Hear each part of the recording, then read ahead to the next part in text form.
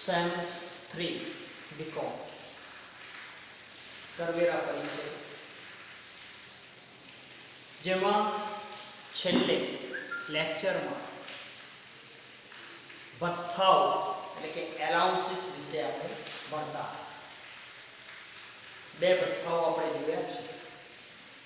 આગળના ભથ્થાઓ વિશે પણ આપણે ચર્ચા કરી. સબ્જેક્ટ આપણો છે ટેક્સેશન, કરવેરા પરિચય. તો ભથ્થાઓ એટલે શું? ભથ્થાઓ વિશે આપણે ચર્ચા કરી છે કે પગાર શીર્ષકની અંદર પગાર ઉપરાંત કેટલાક ભથ્થાઓ આપણને આપવામાં આવે છે અને ભથ્થાઓને આપણે એલાઉન્સીસ કહીએ છીએ. તો કયા ભથ્થાઓ કરપાત્ર છે અને કયા ભથ્થાઓ સંપૂર્ણ કરમુક્ત છે એના વિશે આપણે છેલ્લા લેક્ચરમાં જોયું. ફરી પાછું આપણે આગળ જોઈએ. ત્રણ ભથ્થાઓ જોયા હતા આપણે. એક તો સંપૂર્ણપણે કરપાત્ર ભથ્થાઓ કયા એના વિશે આપણે ચર્ચાઓ કરી. છેલ્લું લેક્ચર આપ જોઈ શકો છો. દાખલા તરીકે મોંઘવારી ભથ્થું સંપૂર્ણપણે કરપાત્ર છે. મેડિકલ ભથ્થું સંપૂર્ણપણે કરપાત્ર છે. સિટી કોમ્પેન્સેટરી ભથ્થું સંપૂર્ણપણે કરપાત્ર ભથ્થું છે. નોકરો માટેનું ભથ્થું જોયું હતું, ટિફિન માટેનું ભથ્થું જોયું, કરપાત્ર. સેકન્ડ, તો બીજું અમુક મર્યાદા સુધી કરમુક્ત ભથ્થાઓ, એની પણ આપણે ચર્ચાઓ કરી કે અમુક મર્યાદા સુધી કરમુક્ત ભથ્થાઓ. તો એમાં પણ બે ભથ્થાઓ વિશે આપણે છેલ્લે જોયું છે. એક ઘરભાડા ભથ્થું અને સેકન્ડ મનોરંજન ભથ્થું, એટલે કે હાઉસ રેન્ટ એલાઉન્સીસ અને એન્ટરટેનમેન્ટ એલાઉન્સીસ. ત્યાર પછી અમુક સંજોગોમાં કરમુક્ત ભથ્થાઓ, એના વિશે આપણે જોવાનું છે કે અમુક સંજોગોમાં કરમુક્ત ભથ્થાઓ કયા કયા છે.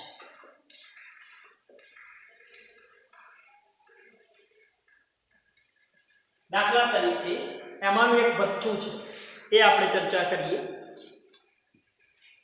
વાહન ભથ્થું. વાહન ભથ્થું જેને આપણે કન્વીનિયન્સ એલાઉન્સ કહીએ છીએ. Convenience allowance short.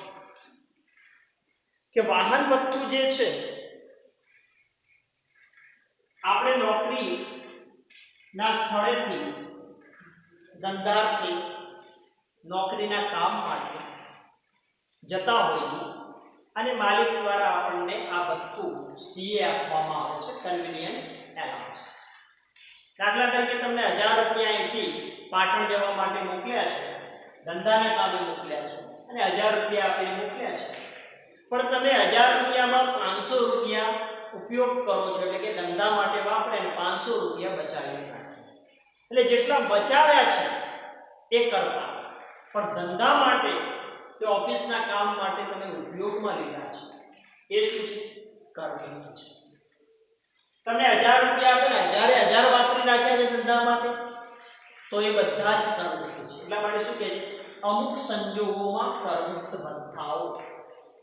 તમે જેટલી બચત કરી રાખી છે, તમારી પાસે જેટલા રાખ્યા છે એ કરપાત્ર છે, પણ ધંધા માટે ઉપયોગમાં લીધા હોય તો એ બધા જ કરમુક્ત છે.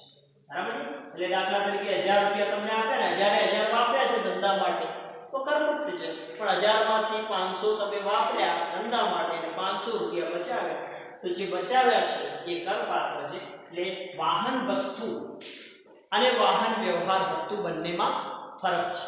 વાહન વ્યવહાર ભથ્થું એને આપણે ટ્રાન્સપોર્ટ એલાઉન્સીસ કહીએ છીએ, પણ વાહન ભથ્થું એને આપણે કન્વીનિયન્સ એલાઉન્સ કહીએ છીએ. અને કન્વીનિયન્સ એલાઉન્સ કે ધંધાની ફરજો પૂરી પાડવા માટે તમને મોકલ્યા છે અને એના પાછળ તમે જે ખર્ચ કરો છો ત્યાં સુધી કરમુક્ત છે, પણ બચાવી રાખો છો એ કરપાત્ર છે. ત્યાર પછી છે પ્રવાસ ભથ્થું એટલે કે ટ્રાવેલિંગ એલાઉન્સ. પ્રવાસ ભથ્થું જેને આપણે ટ્રાવેલિંગ એલાઉન્સ એટલે કે ટીએ કહીએ છીએ. પૂરું નામ છે ટ્રાવેલિંગ એલાઉન્સીસ. એટલે એમાં પણ જ્યાં સુધી તમે ખર્ચ કરો છે ત્યાં સુધી કરો. તમને 1000-2000 આપ્યા છે પ્રવાસ માટે, 2000 માંથી તમે 1800 રૂપિયા ખર્ચ કર્યો છે, તો ખર્ચ કરે છે એ રકમ સુધી કરમુક્ત છે, પણ વધારાને બચાવીને રાખ્યા છે, આપણી જોડે પડ્યા છે, કર્મચારી જોડે પડ્યા છે, એ કરપાત્ર છે. એટલે અમુક મર્યાદા સુધી, એટલે આપણે જે બચાવીએ છીએ બચત કરેલી રકમ એ કરપાત્ર, ખર્ચ કરેલી રકમ એ કરમુક્ત છે. ત્યાર પછી છે એ છે દૈનિક ભથ્થું. દૈનિક ભથ્થું એટલે કે ડેલી એલાઉન્સીસ. ડેલી એલાઉન્સીસ તમે નોકરીના કામ અર્થે, તમે નોકરીના પ્રવાસ અર્થે જતા હો એવા સંજોગોમાં તમને ડેલી એલાઉન્સીસ મળતું હોય છે. અને ડેલી એલાઉન્સીસમાં પણ જ્યાં સુધી તમે ખર્ચ કર્યો છે ત્યાં સુધી એ કરમુક્ત છે અને બચાવ્યા છે એ કરપાત્ર છે. બરાબર છે? આ ત્રણેયમાં તમે જોયું કે જ્યાં સુધી તમે ખર્ચ કરો છો ત્યાં સુધી કરમુક્ત છે અને બચાવો છો ત્યાં સુધી કરપાત્ર છે. એ જ રીતે મદદનીશ માટેનું ભથ્થું એટલે કે હેલ્પર એલાઉન્સીસ. મદદનીશ માટેનું ભથ્થું જેને આપણે હેલ્પર એલાઉન્સીસ કહીએ છીએ. મદદનીશ તમને જ્યાં પણ મોકલવામાં આવે, સાથે તમને કોઈ હેલ્પર મદદનીશ મોકલવામાં આવે તો મદદનીશ માટેનું ભથ્થું પણ તમને આપવામાં આવતું હોય. એમાં પણ તમે જેટલો ઉપયોગ કર્યો છે ત્યાં સુધી એ કરમુક્ત છે, અને ત્યાં સુધી જો બચાવી રાખતા હો તો ખરેખર ખર્ચ સુધી કરમુક્ત, બચાવેલી રકમ કરપાત્ર છે. ગણવેશ માટેનું ભથ્થું તો યુનિફોર્મ ભથ્થું છે. તમને યુનિફોર્મ ભથ્થું આપ્યું હોય તો જો યુનિફોર્મ ભથ્થું હોય, ગણવેશ બનાવવા માટે ભથ્થું આપ્યું છે તો તમે એને ગણવેશ બનાવ્યો તો કરમુક્ત છે, પણ એને બચાવી રાખ્યા તો કરપાત્ર. મોટા ભાગે એ ગણવેશ બનાવતા હોય છે. એ જ રીતે અમુક વિશિષ્ટ ભથ્થાઓ છે. અમુક વિશિષ્ટ ભથ્થાઓ છે અને એ વિશિષ્ટ ભથ્થાઓ કયા છે એ પણ આપણે જોઈએ છીએ.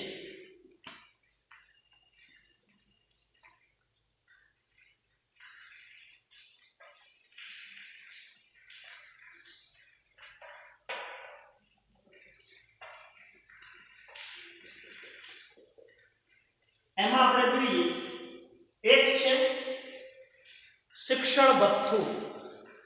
બાળકને ભણવા માટે શિક્ષણ ભથ્થું આપવામાં આવે છે. તો શિક્ષણ ભથ્થું એટલે કે એજ્યુકેશન એલાઉન્સીસ. ઇંગ્લિશમાં આપણે કહીએ એજ્યુકેશન એલાઉન્સીસ. અહીંયા મર્યાદા એ છે કે એક બાળક દીઠ 100 રૂપિયા આપણને શિક્ષણ ભથ્થું કરમુક્તિ મળે છે. બાળક દીઠ 100 એટલે બાળક દીઠ 100 રૂપિયા કરમુક્ત. બીજું, વધુમાં વધુ મર્યાદા કેટલી છે? તો વધુમાં વધુ મર્યાદા 2 બાળક. જો તમારા 2 બાળક હોય ત્યાં સુધી આપણને કરમુક્તિ મળે છે, પણ 2 ની જગ્યાએ 3 બાળક હોય તો મર્યાદા આપણે 2 જ બાળકની લઈએ. 2 બાળકો ભણતા હોય, 3 બાળકો ભણતા હોય તો મર્યાદા 2 બાળક કે વધુમાં વધુ 2 બાળકોની આ એજ્યુકેશન એલાઉન્સીસ મજૂરી લઈ શકાય છે. એટલે મર્યાદા શું છે? એક બાળક દીઠ 100 રૂપિયા, 2 બાળક દીઠ 200 રૂપિયા થાય, 12 મહિનાના 24 રૂપિયા.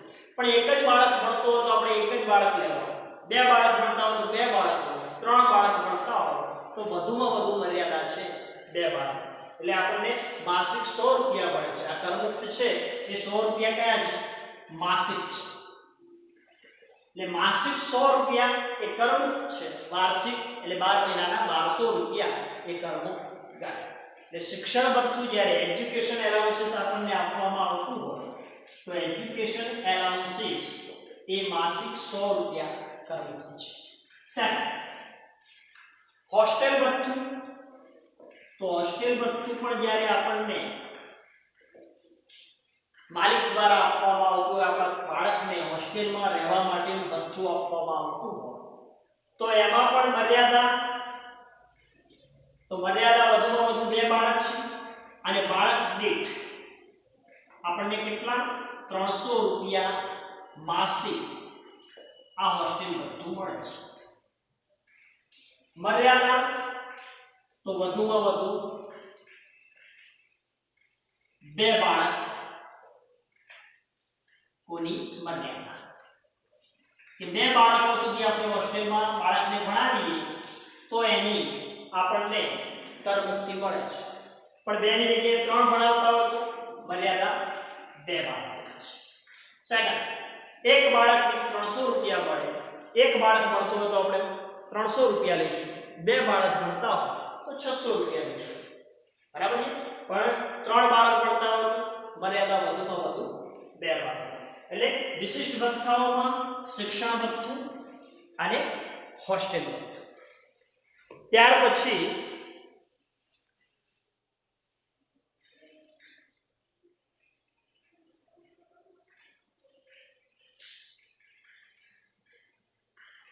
વાહન વ્યવહાર ભથ્થું આપણે જોઈએ. વાહન વ્યવહાર ભથ્થું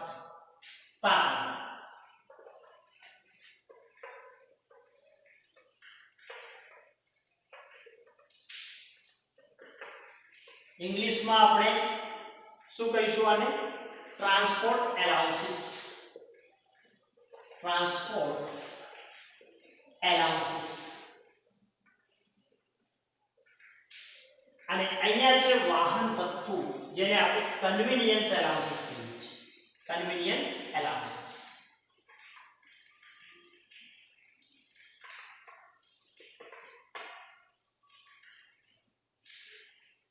એટલા માટે કન્વીનિયન્સ એલાઉન્સીસ ને આપણે શોર્ટમાં લખીએ સી. બરાબર? અને આ છે વાહન વ્યવહાર એટલે કે ટ્રાન્સપોર્ટ એલાઉન્સીસ.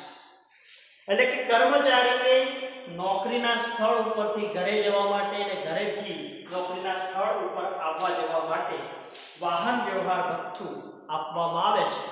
અને એની મર્યાદા કેટલી છે? માસિક 3200 રૂપિયા. એટલે કે નોકરીના સ્થળ ઉપર આવવા જવા માટે અહીંયા 3200 રૂપિયા છે. એ 3200 રૂપિયા સુધી કરમુક્તિ છે. પણ અહીંયા આ કોના માટે છે? અંધ, અપંગ કે મૂકબધિર જે કર્મચારીઓ છે એના. આપણા માટે અગાઉની 2019-20 પહેલા આપણા માટે કેટલા હતા? તો 1600 રૂપિયા હતા. અને અંધ, અપંગ, જે મૂકબધિર વ્યક્તિઓ છે એના માટે 3200 હતા. પણ ચાલુ આકારણી વર્ષ 2019-20 થી આ બધા જ પ્રકારના કર્મચારીઓ માટે વાહન વ્યવહાર ભથ્થું એક કરપાત્ર ગણવામાં આવ્યું છે. ત્યારથી આકારણી વર્ષ 2019-20 થી અહીંયા તમારે લખવું હોય તો નવી બુકની અંદર આ નોંધ છે, જૂની બુકમાં નહીં હોય તો નોંધ આકારણી વર્ષ 2019-20 થી તમામ કર્મચારીઓ માટે વાહન વ્યવહાર ભથ્થું કરપાત્ર છે. તમામ કર્મચારીઓ માટે વાહન વ્યવહાર ભથ્થું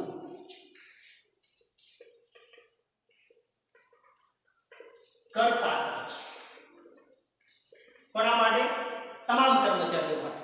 પણ જે અંધ, અપંગ જે કર્મચારીઓ છે એમના માટે માસિક 3200 રૂપિયા છે. એ 3200 રૂપિયા એ ખર્ચ સુધી કરમુક્તિ ગણવામાં આવે છે, બરાબર છે. પણ જ્યારે 2019-20 થી બીજા તમામ કર્મચારીઓ માટે વાહન વ્યવહાર ભથ્થાને કરપાત્ર ગણવામાં આવ્યું છે, જે અહીંયા આવશે, બરાબર છે. કરપાત્ર ભથ્થામાં હવે આ જગ્યાએ આવશે વાહન વ્યવહાર ભથ્થું. અત્યાર સુધી શું હતું, આપણે દાખલા ગણતા હતા એમાં કરમુક્ત ગણતા હતા અને એમાં માસિક 1600 સુધી, બરાબર છે. અહીંયા વર્ષ 2019-20 થી કરપાત્ર આપણે ગણીએ છીએ, બરાબર છે. તો ચાલુ વર્ષે અને આપણે કરપાત્ર ગણીએ છીએ.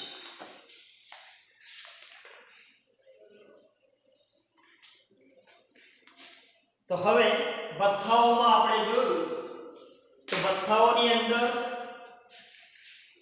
3 પ્રકારના ભથ્થા આપણે જોયા એલાઉન્સીસમાં. એક સંપૂર્ણપણે કરપાત્ર ભથ્થાઓ, એમાં આપણે જોયું મોંઘવારી ભથ્થું, મેડિકલ ભથ્થું છે, સિટી કોમ્પેન્સેટરી ભથ્થું છે, નોકરો માટેનું ભથ્થું છે. એ બધા ભથ્થાઓ કરપાત્ર છે. વાહન વ્યવહાર ભથ્થાને પણ આપણે કરપાત્ર ગણ્યું છે. બીજા ભથ્થા અમુક મર્યાદા સુધી કરમુક્ત ભથ્થાઓ, જેમાં આપણે ઘરભાડા ભથ્થું જોયું અને મનોરંજન ભથ્થું પણ જોયું, એની જોગવાઈઓ જોઈ છે. અને ત્રીજું છે અમુક સંજોગોમાં કરમુક્ત ભથ્થાઓ, એટલે કે જેટલો ઉપયોગ કર્યો છે એટલા વાહન ભથ્થું, પ્રવાસ ભથ્થું, દૈનિક ભથ્થું, મદદનીશ, ગણવેશ, જેટલો ઉપયોગ કર્યો છે રકમનો ધંધા માટે એટલું કરમુક્ત છે, ને બાકીનું કર બચાવો છે કરવા. વિશિષ્ટ ભથ્થાઓમાં જોઈએ તો શિક્ષણ ભથ્થું, કે બાળક દીઠ આપણને 100 રૂપિયા કરમુક્તિ આપી છે માસિક. હોસ્ટેલ ભથ્થું બાળક દીઠ 300 રૂપિયા, મર્યાદા વધુમાં વધુ 2 બાળકો સુધી આપણે મર્યાદા છે. 3 બાળકો ભણતા હોય તો 2 બાળકોની મર્યાદા લઈશું. પણ એક બાળક ભણતું હોય તો 2 બાળક ના લેવા, ત્યાં એક જ બાળક લઈશું, બરાબર છે. અને ત્યાર પછી આ ભથ્થાઓ જે આપણે છે એ બધા જ જોઈ ચૂક્યા છે. હવે સવલતો વિશે પણ આપણે એક લેક્ચર લીધો છે. તો સવલતો એટલે શું? કે ભથ્થાઓ જે છે, ભથ્થાઓને આપણે એલાઉન્સીસ કહીએ છીએ. એ જ રીતે પગાર, આપણે પગાર શીર્ષક પડીએ છીએ તો પગાર શીર્ષકની આવક જે છે આમાં મૂળ પગાર આવે, બાકીના ભથ્થાઓ આવે, એને પણ પગારની આવક ગણીએ છીએ. પણ કેટલીક સવલતો માલિક દ્વારા આપણને આપવામાં આવતી હોય છે. તો એવી સવલતો કઈ છે જે પગારની આવક ગણવાય? દાખલા તરીકે રહેવા માટે ઘર આપવામાં આવતું હોય, નોકરીના સ્થળ ઉપર આવવા જવા માટે વાહન આપવામાં આવતું હોય, ટેલિફોનની સગવડ આપવામાં આવતી હોય, મોબાઈલની સગવડ છે, લેપટોપની સગવડ છે. આ બધી જે સવલતો માલિક દ્વારા આપણને જ્યારે આપવામાં આવતી હોય ત્યારે એવી સવલતોને પણ અહીંયા પગારની આવક જ ગણીએ છીએ, પગાર શીર્ષકની આવક ગણીએ છીએ. તો પગારની આવક છે તો અહીંયા સવલતોને 3 ભાગમાં ડિવાઈડ કર્યું છે કે બધા જ કર્મચારીઓ માટે કરમુક્ત સવલતો, બધા જ પ્રકારના કર્મચારીઓ માટે કરપાત્ર સવલતો, અને અમુક વિશિષ્ટ કર્મચારીઓ છે એના માટે કરપાત્ર સવલતો. તો એ લેક્ચર પણ આપણે નેક્સ્ટ લેક્ચરની અંદર સવલતો કઈ છે એ સવલતો આપણે જોઈશું. અહીં સુધી રાખી છે. સવલતો પછી આપણે જોઈએ નેક્સ્ટ લેક્ચરમાં, બરાબર છે? અહીં સુધી. જય હિન્દ.